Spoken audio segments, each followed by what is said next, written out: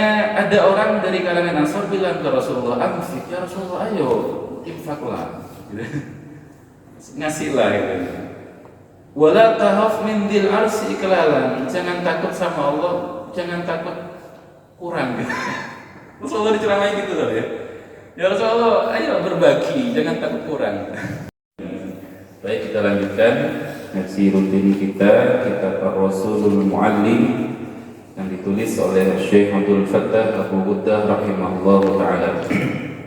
Kita lanjutkan masih di bab tentang Rasulullah sebagai sosok yang sangat dermawan dan sangat loman sekali, as-sakha wal jud. Nah, kemarin kita membahas bahwa Rasulullah padahal yang didapatkan berlimpah sekali dari harta rampasan perang, tapi beliau pulang tidak bawa apa-apa. Bahkan meninggalnya Rasulullah juga tidak mewariskan dinar, tidak mewariskan dirham dan lain-lain. Kalau dalam hadis yang sangat masyhur itu, Rasulullah itu tidak mewariskan dinar, tidak mewariskan dirham, tetapi warasul ilma. Para nabi juga gitu, mereka semua mewariskan ilmu.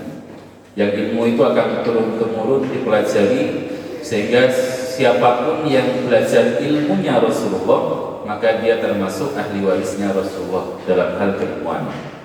Makanya kemudian ada hadis yang berbunyi, al-ulama'u warasatul anbiya. Ulama itu ahli warisnya para nabi. Kenapa? Karena mereka yang paling banyak ambil bagian warisannya Rasulullah, yaitu berupa keilmuan.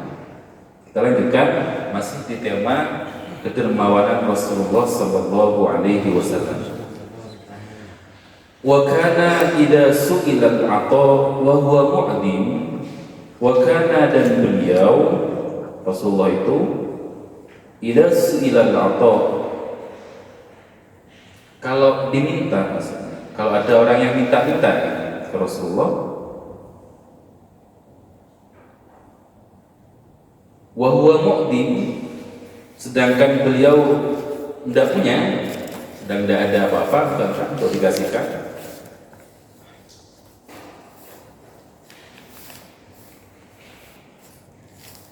Amar as-sa'il, maka beliau menyuruh orang yang minta itu, maka beliau menyuruh orang yang minta-minta itu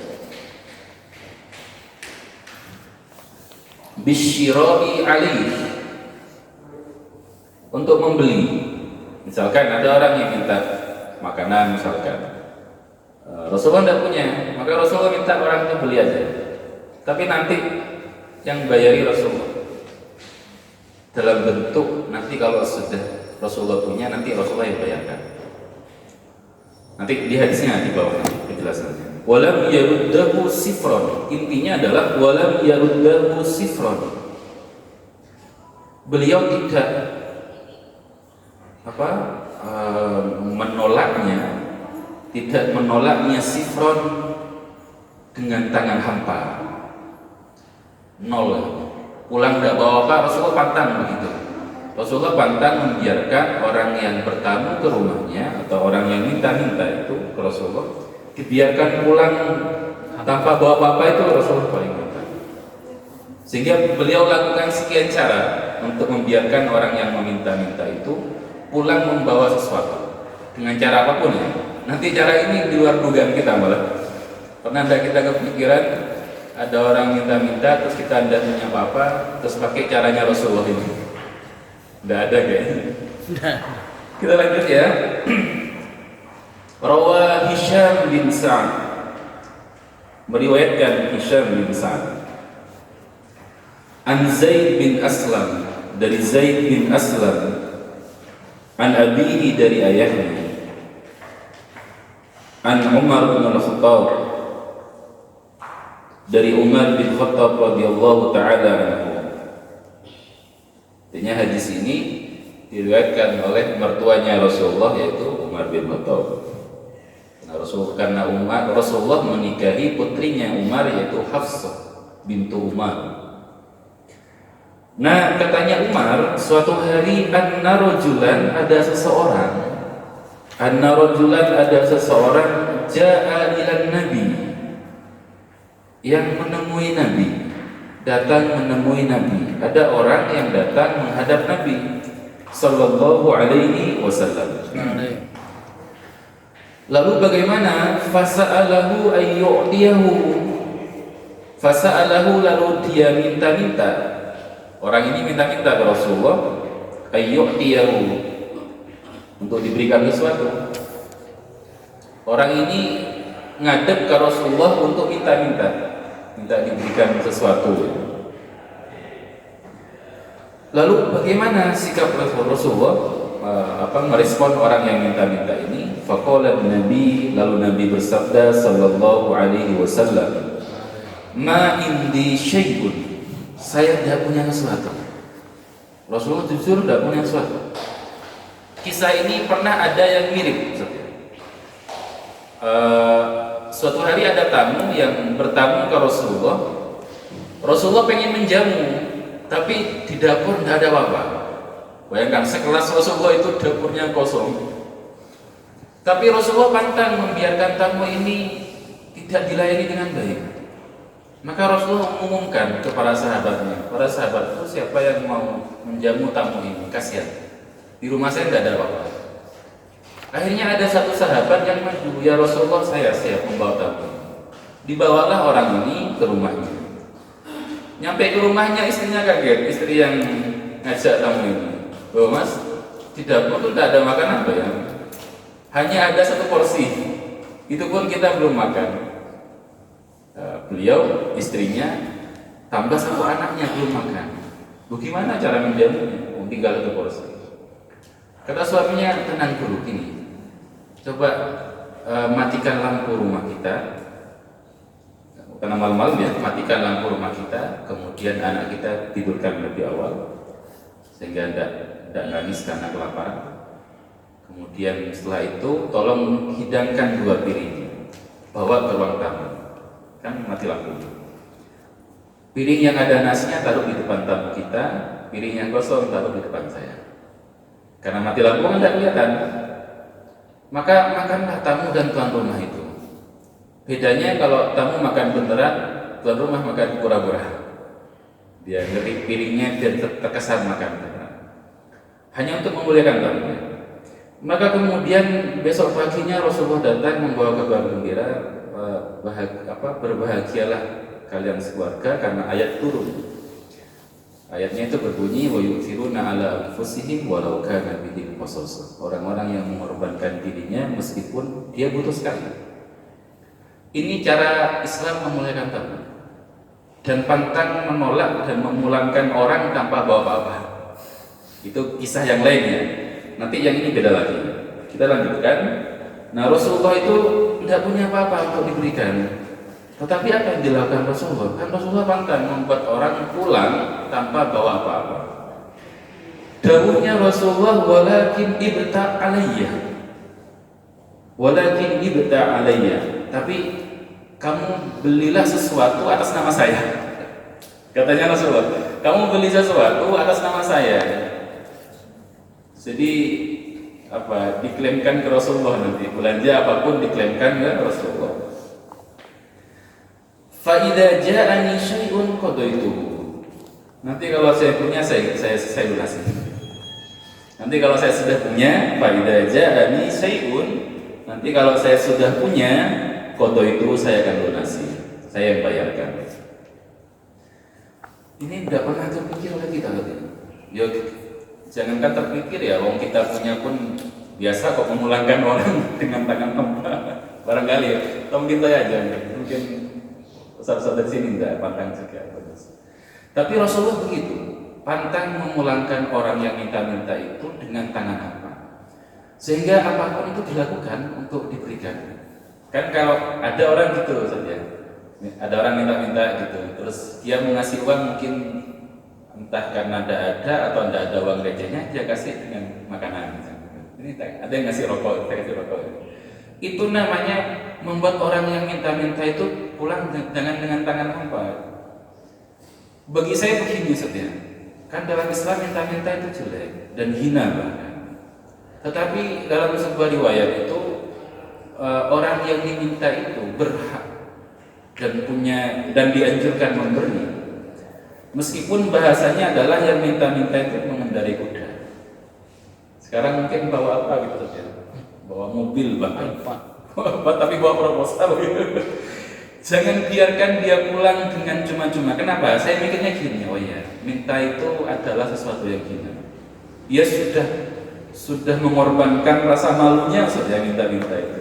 Ditambah nggak dikasih 2 kali lipat gitu. Sehingga kita hormati dia, meskipun kita nggak boleh menjadi orang yang di level itu.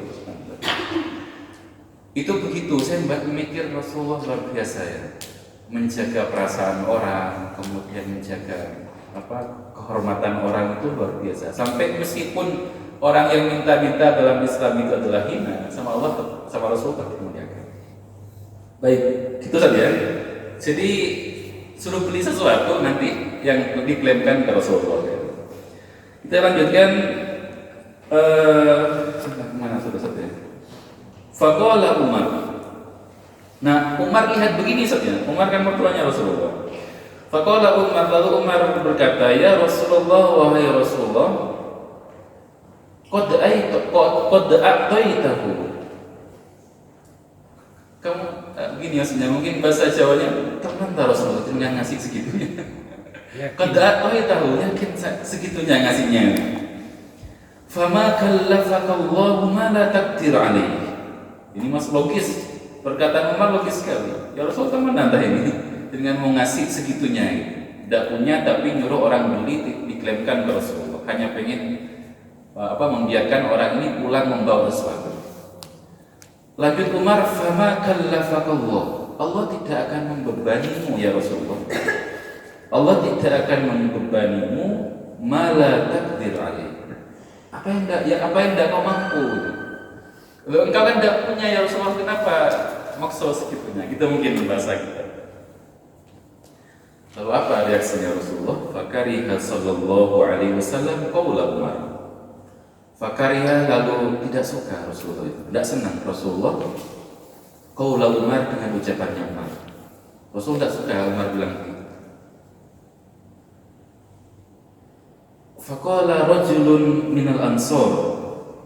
Lalu ada orang dari kalangan Ansor berkata, faqala, lalu berkata, rajulun minal ansor, seseorang dari kalangan Ansor. Ya Rasulullah, wahai Rasulullah, amfik itu dermakan, ya, infakkan.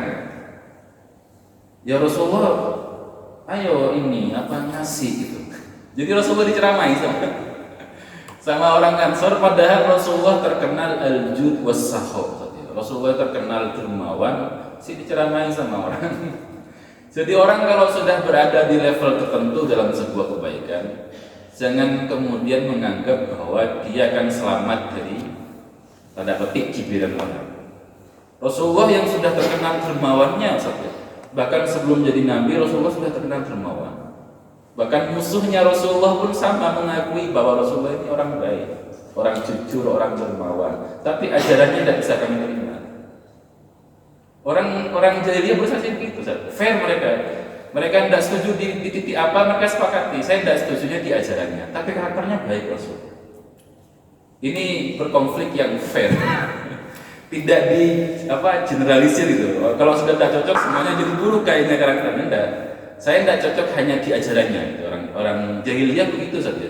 Meskipun mereka dikenal orang jahiliyah primitif, terbelakang saja, tapi mereka fair. Mereka menjunjung tinggi al-wafa, kesetiaan, adil, objektif saja. Sehingga bahasa mereka, kita tidak nemu celah dari Rasulullah dalam hal karakter. Hanya ajarannya kami tidak setuju, karena berlawanan dengan ajaran nenek moyangnya. Itu saja. Nah, katanya ada orang dari kalangan Ansor bilang ke Rasulullah, amfik ya Rasulullah, ayo infaklah, ngasihlah gitu. Wala tahaf min dil arsi iklalan, jangan takut sama Allah, jangan takut kurang gitu. Rasulullah diceramai gitu loh ya. Ya Rasulullah, ayo berbagi, jangan takut kurang. Rasulullah diceramai begitu kan lucu. Apa yang terjadi Rasulullah begitu saja. Responnya malah kata besar, lalu beliau tersenyum. Fatabassama, lalu tersenyum Rasulullah sallallahu alaihi wasallam. Wa urifa fi wajhihi al-bishru, wa urifah, dan terlihat fi wajhihi, di wajahnya, al-bishru, apa, sumringah saja. Diceramai gitu saja, sama dengan misalkan saja kita lah sama anak-anak ceramai di depan banyak orang, Ustaz ayolah berbagi, masuk sama dengan takut kekurangan dari Allah. Wah itu kalau ini baper ya, baper emosi. Oh, kamu masih murid sudah ceramai guru. Rasulullah diceramai begitu malah tersenyum, kemudian wa urifa fi wajhihi al-bishr, terlihat di wajah beliau itu al-bishr. Al-bishr itu kebahagiaan, sumringah, ceria. Di qaulil ansor, karena ucapan orang Ansar ini malah tersenyum bahagia. Tsumma qala, lalu beliau bersabda, bihadza umirtu, justru saya karena ini memang diperintahkan. Maksudnya itu saya diperintahkan untuk rajin berbagi. Iya benar, saya memang diperintahkan itu, benar. Bihadza umirtu, ya benar, memang saya diperintahkan untuk sering berbagi.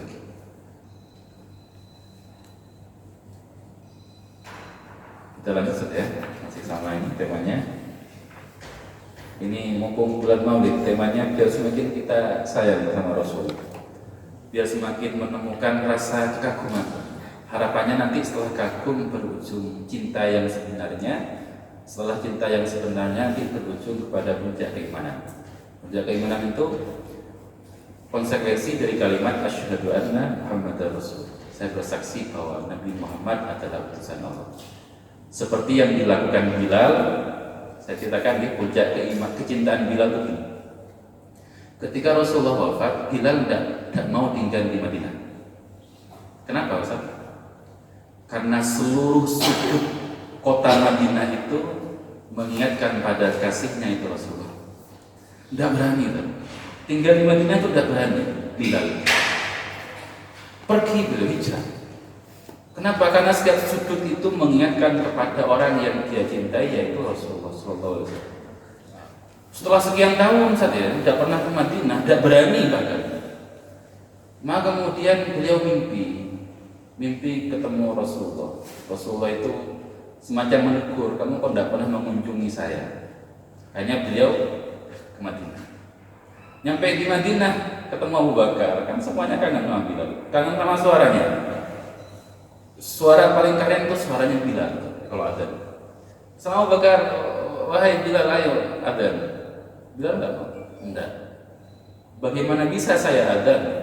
Setelah adzan saya seharusnya masuk ke biliknya Rasulullah, lalu saya akan berkata, ya Rasulullah as-shalah. Wahai Rasulullah, dengan salat, ayo salat. Jadi yang suka menyamperi Rasulullah habis adzan itu Bilal. Kalau saya adzan sekarang, saya buka biliknya siapa? Tidak berani saja. Umar maksa, tidak ditolak juga. Tidak, saya tidak bisa, tidak sanggup. Saya aja di Madinah ini sudah luar biasa saja, sudah uji mental luar biasa gitu. Nah giliran cucunya Rasulullah saat yang minta itu, Hasan dan Husain, minta Bilal untuk adzan. Bilal tidak berani nolak. Kenapa? Wajahnya Hasan Husain itu mirip Rasul, seakan-akan Rasulullah yang minta sendiri. Naiklah ke mimbar saat Bilal itu. Kan orang dulu itu kan nggak ada speaker saja, nggak ada speaker, jadi menara masjid itu dipakai untuk tempat adzan kalau dulu itu, sehingga berada di tempat ketinggian, suaranya terdengar mana-mana.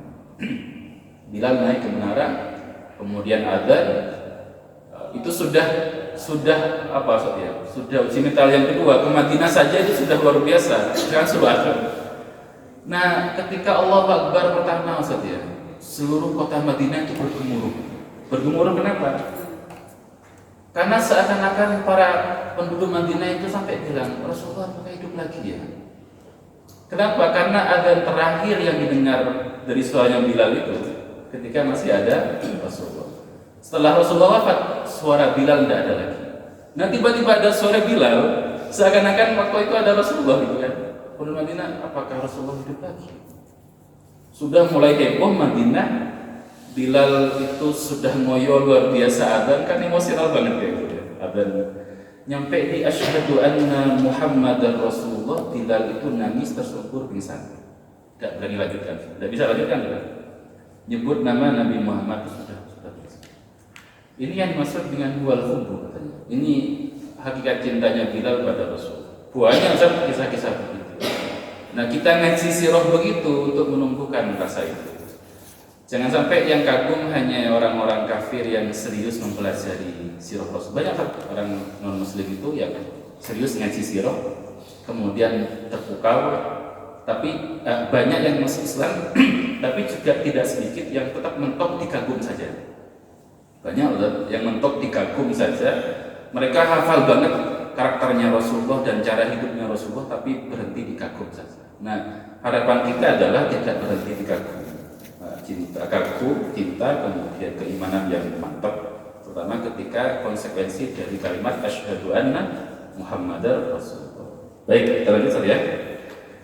Nah, wa kana sallallahu alaihi wasallam, dan Rasulullah bersabda, ana aula bil mu'minin min anfusihim.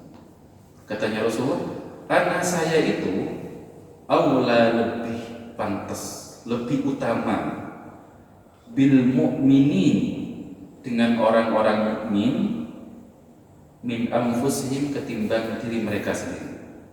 Saya memahami kalimat ini maksudnya gini saja.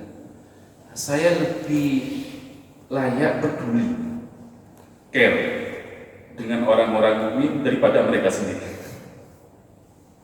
Maksudnya ini saja. Saya keujian. Saya lebih berhak untuk care kepada UJ ketimbang UJ sendiri pada dirinya. Itu hakikat dari kalimat Rasulullah, la yu'minu ahadukum, tidaklah sempurna iman kalian hatta yuhibba li akhihi, sampai mencintai saudaranya kama yuhibbu li nafsi, sebagaimana dia mencintai dirinya sendiri. Jadi memperlakukan orang itu persis memperlakukan dirinya. Bahkan kata Rasulullah, bahkan saya lebih care ketimbang dia sendiri pada dirinya. Bagaimana dan begitu satu kalimat terakhir Rasulullah itu ummati. Kalimat terakhir Rasulullah, meskipun Rasulullah bersabda man qala la ilaha illallah dakhalal jannah. Siapa yang orang yang meninggalnya, hidup dan terutama meninggalnya, ucapannya la ilaha illallah dakhalal jannah, dia masuk surga. Tapi Rasulullah enggak, endingnya tidak itu malah. Ummati. Dalam bahasa yang lain ar-rafiqul a'la. Itu yang dimaksud dengan, saya pernah nonton podcastnya Sabrang sama siapa? Habib Jafar. Nah, saya menemukan kalimat filosofi yang bagus sekali tentang self. Kalimat ini sebenarnya kalimat selfnya Rasulullah yang meluas. Kan selfnya kita kan hanya diri kita gitu saja. Kalau saya disakiti saya, tapi kalau orang lain disakiti belum tentu kan. Itu selfnya belum lebar maksudnya. Ketika sudah punya pasangan, selfnya melebar ke pasangan juga. Pasangan saya yang disakiti loh, itu bagian dari saya. Kan gitu saja. Itu selfnya melebar. Ketika sudah punya anak, cucu, selfnya melebar ke anak. Tapi Rasulullah selfnya melebar ke seluruh umatnya. Gitu saja maksudnya. Ini yang dimaksud dengan yang saya maksud aula bil mu'minin min anfusihim. Rasul saya itu katanya Rasulullah lebih berhak, lebih pantas peduli pada kalian, melebihi diri kalian pada kalian. Itu self yang sudah meluas saja. Orang kalau sudah selfnya luas saja, dia menjadi sosok yang penyayang pasti. Bayangkan kalau guru itu saja masuk kelas, selfnya sekelas itu. Wah, itu bahasanya saya lebih care pada kalian ketimbang diri kalian pada kalian sendiri. Ya. Saya lebih besar sebagai guru kalian. Maka mereka pantang keluar kelas pulang dengan tangan hampa. Dalam hal apa? Keilmuan dan kemanfaatan. Itu saja. Kita lanjutkan. Faman tuwfiya. Nah, implikasinya saja, implikasi dari selfnya Rasulullah yang begitu tadi. Faman tuwfiya, barang siapa yang wafat minal mu'minin, dari orang-orang mukmin, fataraka dainan, lalu meninggalkan hutang, katanya Rasulullah. Tadi kan filosofis banget saja. Setelah itu beliau tekniskan. bahasa tadi kalau bahwa saya lebih berhak peduli dan care pada kalian melebihi diri kalian. Sekarang beliau tekniskan. Maksudnya gimana? Barang siapa yang wafat dari kalangan mukmin, fataraka dainan, lalu punya hutang, fa alayya qadahu, saya yang akan melunasi. Itu bahasa Rasulullah.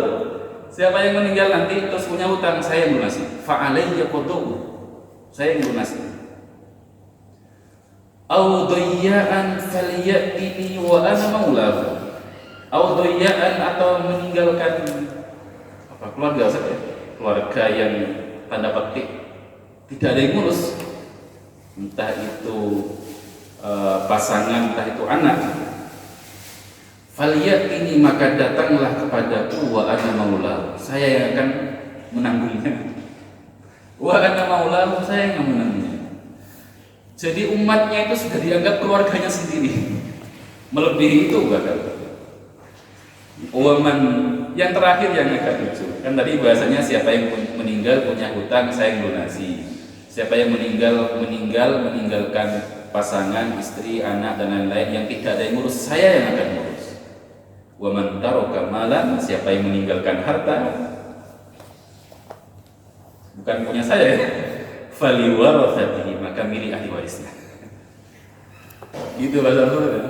Orang siapa yang meninggalkan harta, punya harta, maka itu sudah hak ahli waris, bukan milik saya. Insyaallah saja ini betapa indahnya ya. Saya berharap tidak hanya sekedar indah di cerita.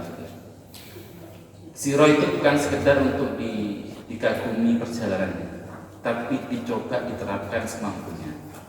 Tidak bisa 100, 90, 80. Yang penting jangan ditinggalkan. Niat ngamalkan semampu saya, semampu kemanusiaan saya hidup di era modern. Sudah niat mengikuti Rasulullah semampu. Karena kalau ngikut itu semampunya, menjalankan perintah itu semampunya. Tapi kalau meninggalkan larangan sepenuhnya. Tapi kalau mengikuti perintah itu semampunya. Itu mungkin saja kisah-kisah begini itu harus sering ini, Ustaz. Tidak hanya untuk konsumsi kita, untuk anak-anak kita juga. Kita dekatkan anak-anak pada sosok Rasulullah. Yang bayangkan saja kalau anak-anak punya self yang luas begitu saja, kan tidak mungkin anak-anak itu menyakiti orang lain, ngambil haknya orang, membuli temannya, apalagi memfisik temannya. Karena dia sudah prinsipnya siapa yang menyakiti teman saya ini, dia menyakiti saya. Sehingga tidak ada akhirnya orang yang seharusnya normal. Meskipun itu hidup yang tidak realistis, bahwa hidup yang semuanya damai penuh cinta itu enggak, iya emang tidak realistis. Kita kampanyekan ke sana, paling tidak mendekati semakin mengurangi hal-hal yang tidak. Itu mungkin gitu saja yang kita bisa kaji pagi hari ini. Silakan barangkali ada pertanyaan. Ada? Lagi satu Indah. Oke.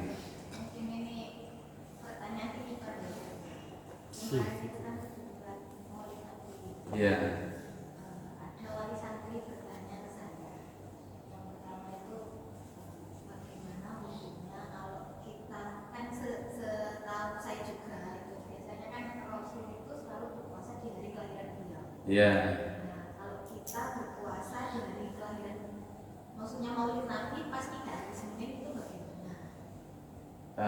Puasa di bulan Maulid tidak ada di hari Senin.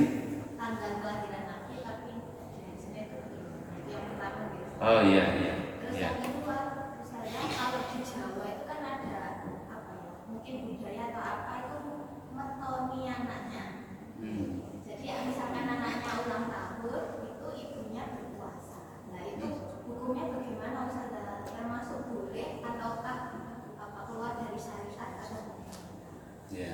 Terus yang ketiga Ustaz, misalkan kita yang Banyak titipannya ya. Misalkan kita yang berulang tahun Ustaz, misal anggap saja di hari Ahad gitu. Nah kita itu sunnahnya itu berpuasa di tanggalnya atau di hari Ahadnya setiap kali. Ulang hari. Ya. Yang pertama, kalau tanggal kelahiran Rasulullah tahun ini tidak pas di hari Senin, gitu ya. Gitu ya. Terus saya